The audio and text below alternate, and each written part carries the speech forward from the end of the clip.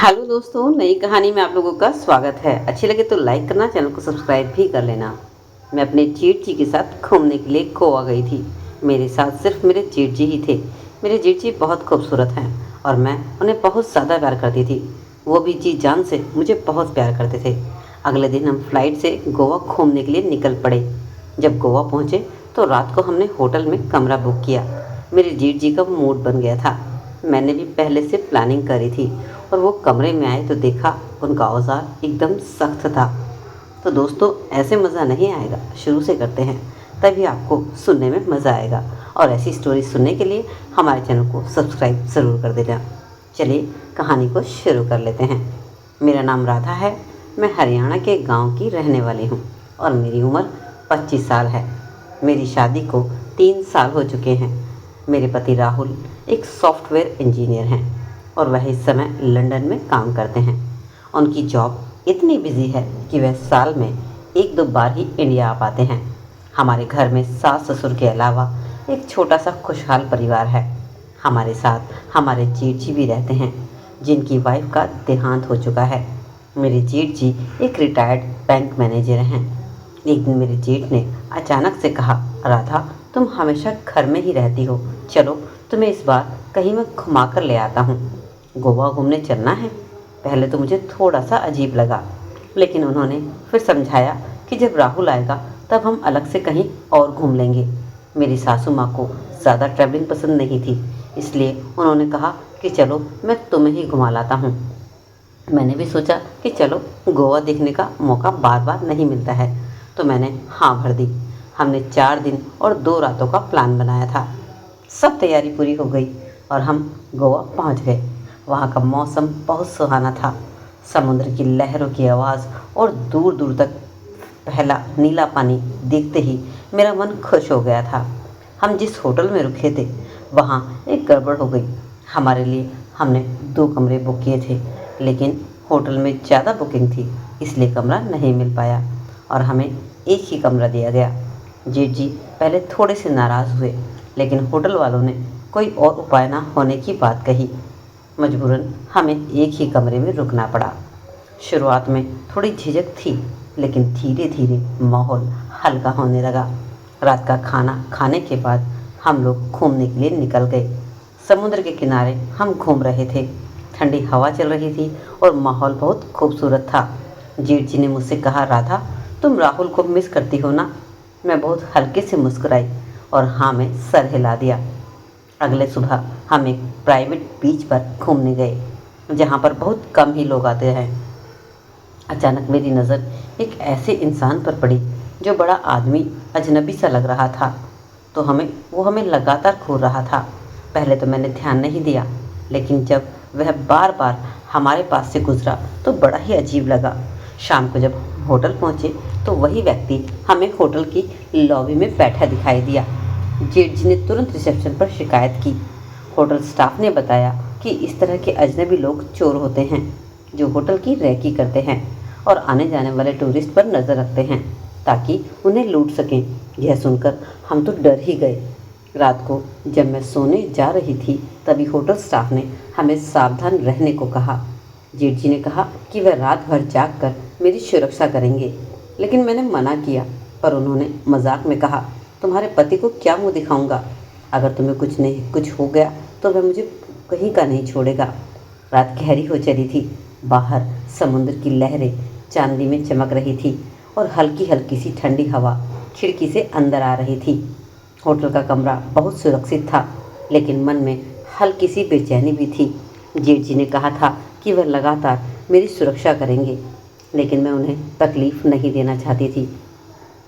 आप आराम से सो जाओ, होटल स्टाफ बहुत चौकन्ना है, वह हमारी पूरी सुरक्षा कर लेगा, इसलिए आप परेशान मत हो। वह हल्के से मुस्कुराए। राधा, चिंता मत करो, मैं तुम्हारी रक्षा के लिए यहाँ पर हूँ। वैसे भी मुझे नींद ही कहाँ आ रही है। मैं भी करवटें बदल रही थी। अचानक बिजली चली गई और कमरे में बहुत ज़्यादा अंधेरा हो गया। बाहर समुद्र की लहरों का शोर था। मैं थोड़ी सी घबरा गई। जेठ जी ने महसूस कर लिया था। डरो मत राधा, आओ बालकनी में चलते हैं, हवा भी अच्छी है, उन्होंने कहा। तो मैं धीरे धीरे उठी और उनके साथ बालकनी में आ गई। सामने समंदर लहरों से खेल रहा था और आसमान में चांद पूरे शबाब पर था। वातावरण इतना मोहक था कि कोई भी इसमें खो सकता था। तुम्हें राहुल की बहुत याद आती होगी ना? उन्होंने गहरी आवाज़ में पूछा। मैंने हल्की सी मुस्कुराहट के साथ कहा, हाँ, कभी कभी लगता है कि दूरी के कारण हमारा रिश्ता थोड़ा सा ठंडा पड़ रहा है। वह कुछ देर चुप रहे और फिर कहने लगे, प्यार वक्त या दूरी का मोहताज नहीं होता राधा, अगर तुम चाहो तो इसे हमेशा जीवित रख सकती हो। उनकी बातें मेरे दिल को छू गई थी। मुझे महसूस हुआ कि वह मेरे अकेलेपन को समझ रहे थे, मेरी भावनाओं को महसूस कर रहे थे। उनकी आंखों में एक अजीब सी गहराई थी, जैसे वह मेरे दर्द को बांटना चाहते हों। अचानक हवा तेज़ हो गई, मेरे खुले बाल चेहरे पर उड़ने लगे। उन्होंने धीरे से अपने हाथों से मेरे बालों को हटाया और कान के पीछे लगा दिया। उनकी उंगलियों का धीरे से स्पर्श मेरे रोंगटे खड़े कर गया। तुम बहुत खूबसूरत हो राधा। उनकी आवाज़ में बेहद कोमलता थी और प्यार था। मेरा दिल तेज़ी से धड़क रहा था। यह क्या हो रहा था? मैं खुद को रोकना चाहती थी, लेकिन उनकी गहरी आंखों में एक अजीब सा खिंचाव था। मैंने हल्के स्वर में कहा, जी हमें। उन्होंने मेरी बात बीच में ही रोक दी।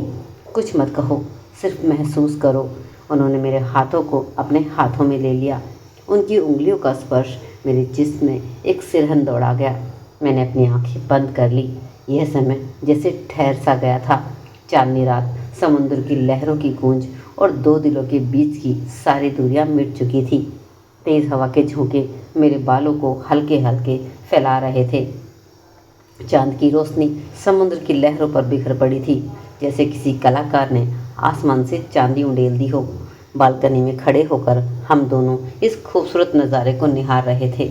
राधा, देखो, यह लहरें कभी किनारे से टकराकर लौट जाती हैं तो कभी तेज़ी से आगे बढ़ जाती हैं।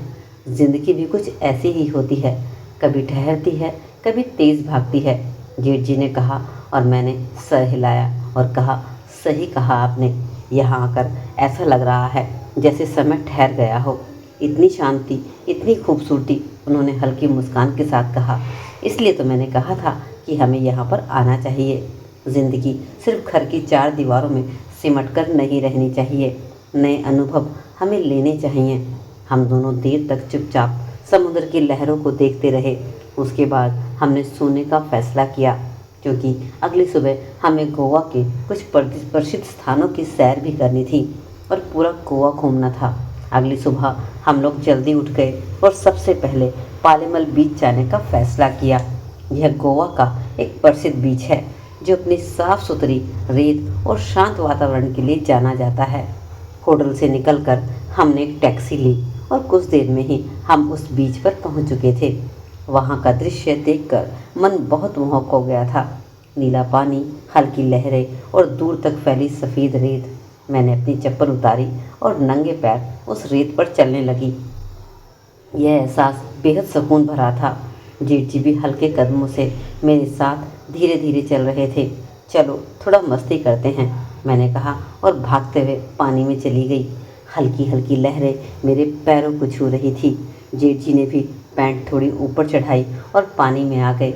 हमने कुछ देर तक पानी में मस्ती की और फिर वहाँ पर कुछ लोकल स्नैक्स भी ट्राई किया। हमने वहाँ के प्रसिद्ध बेबिका और फिश करी का भी आनंद लिया। कैसी लगी? ये तो बहुत टेस्टी है, मैंने खुशी से कहा। जेठ जी हंसते हुए बोले, गोवा का खाना एक बार खाने के बाद भूलना मुश्किल होता है। इसके बाद हमने डॉल्फिन वॉचिंग करने का प्लान बनाया। हम एक छोटी सी नाव में बैठकर समुद्र में दूर तक गए, जहाँ हमें डॉल्फिन्स की झुंड देखने को मिले। वह पानी से उछलकर बाहर आ रही थी और फिर वापस चली जा रही थी। यह तो कमाल का नज़ारा है, मैंने बड़ी एक्साइटेड होकर कहा। जेठ जी भी मुस्कुरा रहे थे। हाँ, सच में एक अनोखा अनुभव है। इसके बाद हमने कुछ एडवेंचर भी किया। मैंने पैरासेलिंग की इच्छा जताई, लेकिन ऊंचाई देखकर मैं थोड़ा डर भी रही थी। डरने की ज़रूरत नहीं है राधा, अगर कुछ नया ट्राई नहीं करोगी तो ज़िंदगी के मज़े अधूरे रह जाएंगे और तुम्हारा डर भी नहीं निकलेगा। जेठ जी मेरा हौसला बढ़ा रहे थे। उनकी बातों से मुझे हिम्मत मिल रही थी और मैं फिर सेटिंग के जैसे ही ऊपर गई तो ऐसा लगा मानो मैं खुले आसमान में उड़ रही हूँ। नीचे समुद्र की लहरें छोटे छोटे धब्बों की तरह दिख रही थी। यह एक रोमांचक अनुभव था। शाम को हम गोवा के स्थानीय बाजार भी घूमने गए। वहाँ हमने बहुत सारी चीज़ें देखी जो हाथ से बनी हुई थी। समुद्र से बनी ज्वेलरी और गोवा की पारंपरिक ड्रेस बिक रही थी। देखो ये चूड़ियाँ कितनी सुंदर हैं, मैंने खुशी से कहा। जीत जी ने मुस्कुराते हुए कहा, अगर पसंद आई हैं तो ले लो। हमने वहाँ से कुछ गिफ्ट भी खरीदे। राहुल के लिए एक खूबसूरत शर्ट खरीदी और सासू माँ के लिए गाउन खरीदा। इसके बाद हमने एक लोकल कैफ़े में जाकर गोवा के मशहूर ड्रिंक को और सी फूड को आनंद लिया। वहाँ पर एक लाइव म्यूज़िक शो भी चल रहा था, जिससे माहौल और भी खुशनुमा हो गया। रात को हमने बीच के किनारे एक टेबल बुक कराई और वहाँ पर डिनर भी किया। चारों तरफ धीमी लाइट जल रही थी और हल्की हल्की समुद्री हवा भी चल रही थी। आज का दिन बहुत अच्छा बीता। मैंने कहा, हाँ, कभी कभी ज़िंदगी में ऐसे पल भी आने चाहिए जो हमें याद रह जाएं। जीत जी ने जवाब दिया। हमने देर तक बातें की, ज़िंदगी की, परिवार की, सपनों की और भविष्य को लेकर। मुझे ऐसा लगा जैसे मैं अपने पिता के साथ बैठकर बातें कर रही हूँ। यह रिश्ता और भी गहरा और आत्मीयता से भर गया था। अगले दिन हमें वापस लौटना था। हमने आखिरी बार समुद्र के किनारे टहलने का फैसला किया। सूर्योदय का नज़ारा बहुत अद्भुत था। सूरज धीरे धीरे समुद्र से निकल रहा था और उसकी किरणें पानी में सुनहरी चमक रही थी। बूंदे मुझे घुमाने के लिए शुक्रिया जेठ जी। मैंने कभी नहीं सोचा था कि गोवा की यात्रा इतनी यादगार बन जाएगी, मैंने भावुक होकर कहा। उन्होंने हल्की सी मुस्कुराहट के साथ कहा, इसमें थैंक यू की कोई ज़रूरत नहीं है बेटा। ज़िंदगी में हर रिश्ते को सजोना ज़रूरी होता है। हमने फिर होटल से चेकआउट किया और फ्लाइट पकड़ने के लिए एयरपोर्ट पर चले गए। यह गोवा की यात्रा सिर्फ एक दिन की ट्रिप नहीं थी, बल्कि एक अनमोल याद थी जो हमारे हमेशा दिलों में ज़िंदा रहेगी। गोवा की यादगार यात्रा के बाद मैं और जीत जी वापस अपने गांव हरियाणा आ गए। सफ़र तो ख़त्म हो गया था, लेकिन वहाँ पर बिताए गए खूबसूरत पल अभी भी मेरे मन में ताज़ा थे। घर लौटते ही सासू माँ ने हमारा गर्मजोशी से स्वागत किया। उन्होंने मुझे देखकर मुस्कुराते हुए कहा, कैसा रहा तुम्हारा ट्रिप राधा? बहुत अच्छा माँ, सच में गोवा बहुत जन्नत जैसा है, मैंने उत्साह से जवाब दिया। जेठ जी ने भी मुस्कुराकर कहा, हमें वहाँ बहुत मज़ा आया, बस तुम्हारी कमी महसूस हो रही थी। घर लौटने के बाद भी दिल कहीं ना कहीं उस समुद्र के किनारे पर अटका हुआ था। लेकिन अब एक और बड़ी खुशखबरी मेरे सामने थी। राहुल लौट रहा था। उसने लंदन से कॉल करके बताया था कि वह अगले ही दिन इंडिया आ रहा है। जैसे ही फ़ोन बजा, मैं खुशी से उछल पड़ी। स्क्रीन पर राहुल का नाम चमक रहा था। मैंने झट से कॉल रिसीव किया और बोला, हेलो। उधर से आई, मिसेज राधा, राहुल क्या हाल है? उसकी आवाज़ में वही पुरानी शरारत थी। बहुत अच्छे हाल हैं और कल तो और भी अच्छे हो जाएंगे, मैंने हंसते हुए कहा। मतलब मेरे बिना अच्छे हाल में हो, यह तो बड़ी नाइंसाफ़ी है। अच्छा जी, तो क्या मैं उदास हो जाऊं? वैसे तुम्हें पता है मैंने तुम्हारे लिए एक सरप्राइज़ रखा है, मैंने चिढ़ाते हुए कहा। सच में का? यह तो जब तुम आओगे तभी पता चलेगा। राहुल हल्का सा मुस्कुराया। ठीक है, लेकिन एक बात बताओ, तुम मुझे मिस कर रही हो या नहीं? बहुत ज़्यादा, मेरी आवाज़ अचानक से धीमी हो गई। मैं भी राधा, इतने दिनों से तुम्हें ही सिर्फ स्क्रीन पर देख रहा हूँ, अब तुम्हें मैं अपनी आंखों के सामने देख पाऊँगा। उसकी आवाज़ में एक हल्की सी बेचैनी थी। मैं थोड़ा सा शर्मा गई। बस एक दिन और, फिर मैं तुम्हारे सामने आ जाऊँगी। बस एक दिन और। यह एक साल जैसा लग रहा है। हम दोनों कुछ देर तक बिना कुछ कहे एक दूसरे की सांसें सुनते रहे। कभी कभी शब्दों की ज़रूरत नहीं होती, सिर्फ एक एहसास ही काफ़ी होता है। अच्छा सुनो, जब मैं घर आऊँगा तो सबसे पहले तो मैं अपने पास बैठकर गोवा ट्रिप की सारी बातें सुनूंगा। वैसे भैया ने तो बहुत एंजॉय किया होगा ना?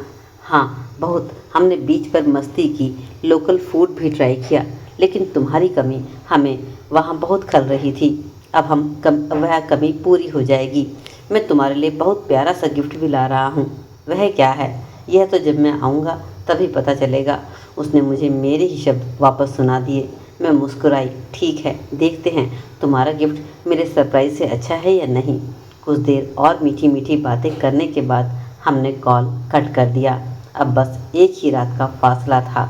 कल सुबह राहुल वापस आ रहा था और मेरे दिल की धड़कनें उसके आने की आहट सुनने के लिए बेकरार हो रही थी। दोस्तों, ये थी आज की कहानी। आपको कैसी लगी ज़रूर कमेंट सेक्शन में बताइएगा।